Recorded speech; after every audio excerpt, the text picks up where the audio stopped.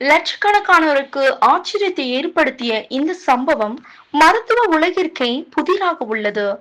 இளவரசர் அல்வலித் பின் கலால் சுமார் 2005ஆம் ஆண்டு ஒரு வாகன விபத்தில் சிக்கி கோமா நிலையில் வீழ்ந்தார். அந்த நேரத்திலிருந்து இன்று வரை முழு 20 ஆண்டுகளாக அவருக்கு விழிப்புணர்வே இல்லாமல் இருந்தும் குடும்பத்தின் அன்பும் நம்பிக்கையும் சற்றும் கூட குறையாமல் தொடர்ந்து கவனித்து வருகின்றனர்.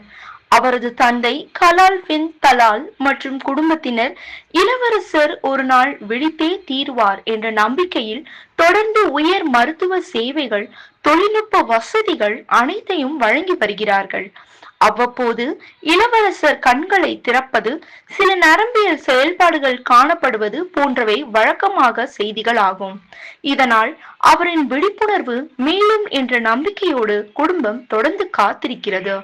இளவரசர் பெர்சிஸ்டன்ட் வெஜிடேட்டிவ் ஸ்டேட் எனப்படும் ஒரு வகை தீவிர மூளை காயம் காரணமாகவே இந்த நிலைக்கு சென்றுள்ளார்.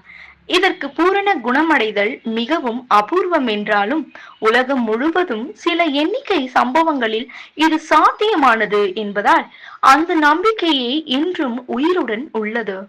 இன்னும் நூற்றாண்டு காலம் பேசப்படும் இந்த வினோத நிகழ்வு மருத்துவத்திற்கும் மனித நேயத்திற்கும் ஒரு எச்சரிக்கை பெல் போலவே இருக்கிறது.